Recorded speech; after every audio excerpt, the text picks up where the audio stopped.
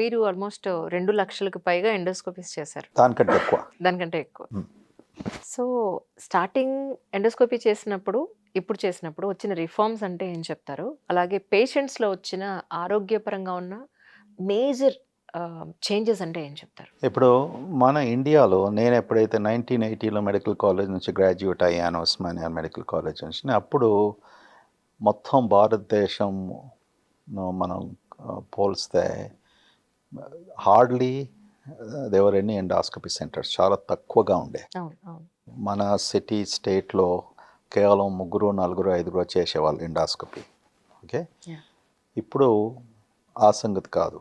Now there are thousands of gastroenterologist yeah! And thousands of centres మన ఇండియాలో ఉన్నాయి. Hmm. Okay, so that is one major development. అంటే endoscopy వలన diagnose చేసే జబ్బులు మనకు ఈజీగా అవైలబుల్ ఉంది. ఇప్పుడు Tier 2 సిటీస్, తర్వాత Tier 3 సిటీస్లో కూడా ఈ అవకాశం కలుగుతుంది. అంటే ఇంతమంది గ్రాడ్యుయేట్ అవుతున్నారు కనుక వాళ్ళు వాళ్ళ నేటివ్ ప్లేసెస్కి పోవడము, అక్కడ సెంటర్స్ ఓపెన్ చేసుకోవడము ఇలా జరుగుతుంది అన్నట్టు. ఓకే, అదొకటి. రెండో విషయం, అప్పుడు మేము 1980స్లో నేర్చుకున్న ఎండాస్కోపీ ఏదైతే స్కోప్స్ యూజ్ చేశామో, అప్పుడు మేము స్కోప్స్ ద్వారా ఇలా చూసేవాళ్ళం కెమెరాతో. ఓకే. ఓకే, ఇప్పుడు కెమెరా లోపలికి 1990స్లో 2000స్లో అలా చూసేది అక్కర్లేదు, టీవీలో చూస్తాం. రైట్. ఇక్కడ ప్రొసీజర్ చేస్తూ we are basically doing. So that's a technological development. తర్వాత 1970, 80స్లో స్కోప్స్ బాగా లావుగా ఉండేది. సో పేషెంట్స్ కొద్దిగా అన్కంఫర్టబుల్నెస్ ఉండేది. ఇప్పుడు ఈ చిన్న వ్రేలంతా సైజు సాధారణంగా అవునా? Very thin, slim, oh! Flexible scopes. దానివల్ల పేషెంట్స్కి అస్సలు దెర్ ఈజ్ నో డిస్కంఫర్ట్. నాలుగో విషయం, ఆ టైంలో చేసే ఎండాస్కోపీస్ ముఖ్యంగా మన ఇండియాలో సెడేషన్ ఇవ్వకుండా చేసేవారు, అంటే అనెస్థీషియా ఇవ్వకుండా. అవును. అవును. నేను ఒకసారి అమెరికాకి వెళ్ళి వచ్చినప్పుడు ఇక్కడ చూస్తుంటే, ఓ మయ్యో దిస్ ఇస్ లైక్ ఏ, ఇది మీరు అనస్థీషియా ఇవ్వడానికి ప్రిఫరెన్స్ ఇస్తారా? అబ్సల్యూట్లీ. అక్కడ మేము అందరం నేర్చుకుంది basically sedition, yeah! Conscious sedition అంటాం. అనెస్థీషియా కూడా అక్కర్లేదు, లోకల్ సెడేషన్లో ఎండాస్కోపీ చేస్తాం. కానీ ఇప్పుడు ఇండియాలో అంతటా కూడా మోస్ట్ ఆఫ్ ది Tier 1 సిటీస్లో ఈ ప్రాక్టీస్ ఆఫ్ అనెస్థీషియా ఉంది. పేషెంట్ కంఫర్టబుల్గా ఉంటాడు, అస్సలు నొప్పి ఉండదు. చాలామంది భయపడతారు, ఓ ఈ గొట్టం ఎలా వేస్తారు, భయంతో వస్తారు. ఆల్మోస్ట్ 40-50%. నేను అదే చెప్తుంటా వాళ్ళకి, అస్సలు మీకు ఏం తెలియదు, మీరు ఏం భయంతో రాకూడదు, మీరు ఒక ప్రొసీజర్కి వచ్చినట్టు కూడా మీరు ఆలోచించకండి. అంత సులభం అయిపోయింది అన్నట్టు ఇప్పుడు. కేవలం అప్పర్ ఎండాస్కోపీ చేయడం 10 నిమిషాల కంటే ఎక్కువ పడేది.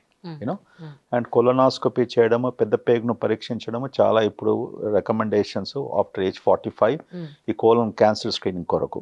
ఆ ప్రొసీజర్ కూడా 20 నిమిషాలు, 15 నుంచి 20-25 నిమిషాలు డాక్టర్ ఎక్స్పీరియన్స్ పట్టిన అయిపోతుంది. అంటే పేషెంట్ వచ్చిన వెంటనే కొలనోస్కోపీ చేయడం అనేది నేను చాలాసార్లు చూశాను సార్. కానీ వచ్చిన ఎనిమా చేసిన తర్వాత మనకి క్లియర్ పిక్చర్ ఉంటుంది కదా. పేషెంట్ వచ్చిన వెంటనే చేయము, పేషెంట్ ప్రిపేర్ చేస్తాం 1 డే ముందు. Okay, you can't do the procedure on the same day, that's wrong.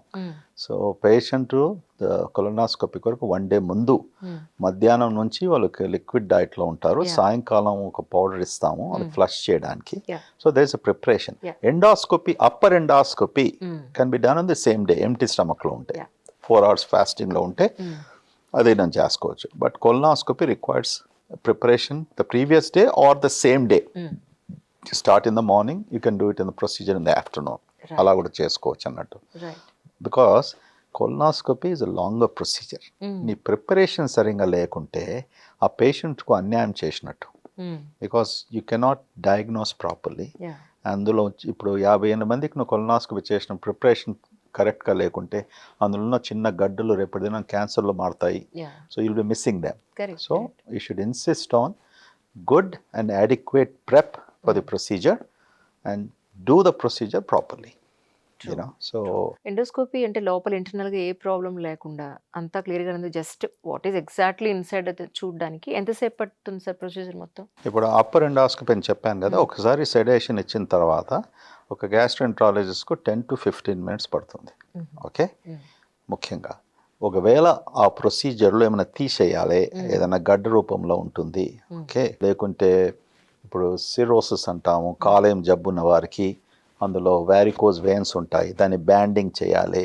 ఇటువంటి థెరప్యూటిక్ ప్రొసీజర్ చేసినప్పటికీ టైం కొద్దిగా ఎక్కువగా పడుతుంది అంతే. And additionally another 15 to 30 minutes or so. మళ్ళీ దాని తర్వాత అప్పర్ ఎండాస్కోపీలో కూడా ఈఆర్సిపి అంటాం, అనగా అంటే ప్యాంక్రియాస్ అనే గ్రంథం ఉంటుంది. తర్వాత కాలేయం నుంచి బైల్ డక్స్ అని వస్తాయి, గాల్ బ్లాడర్కు సంబంధించిన ఈ నాలులు. ఆ ప్రొసీజర్ కొరకు ఈఆర్సిపి అంటాము.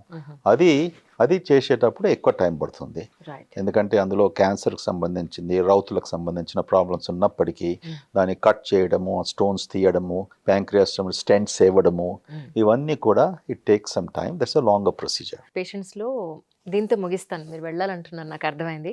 బట్ కానీ ఈ ఎపిసోడ్తో ఇది ఆగదు, కంటిన్యూస్గా మీకు నెక్స్ట్ ఎపిసోడ్ ఖచ్చితంగా ఉంటుంది డాక్టర్ గారి పర్మిషన్ తీసుకుని. పేషెంట్స్లో చాలా ఉంది సార్, అంటే ఒక స్థాయికి డాక్టర్ వెళ్ళిపోయిన తర్వాత ఆ ఫెమిలియారిటీ, ఆ గుర్తింపు వచ్చేసిన తర్వాత ఆయన సర్జరీస్ చేయరండి, ఊరికే మా ముందు లోపలికి వెళ్తారు, వేరే వాళ్ళదే చేయించేస్తారు అని. సో ఈజ్ ఇట్ రియలీ, అంటే కొంతమంది డాక్టర్స్ దాన్ని యాక్సెప్ట్ చేసినా మీ వరకు మీరు ఏం చేస్తారు అంటే ఏం చెప్తారు? అది రెండు రకాలుగా ఉంటుంది. ఇప్పుడు నువ్వు టీచింగ్ ఇన్స్టిట్యూషన్స్ ఉన్నాయి, ఓకే. ఇప్పుడు మాలాంటి ఇన్స్టిట్యూషను అంటే పెద్ద హాస్పిటల్లో ఇప్పుడు పోస్ట్ గ్రాడ్యుయేట్ ప్రోగ్రామ్స్ ఉన్నాయి, ఓకే. అంటే గ్యాస్ట్రో ఇంటెస్టినల్ ఫెలోస్ అని ఉంటారు, ఓకే. వాళ్ళకు ఫస్ట్ ఇయర్ ఫెలో కొలనాస్కోపీ చేయకూడదు according to the guide lines.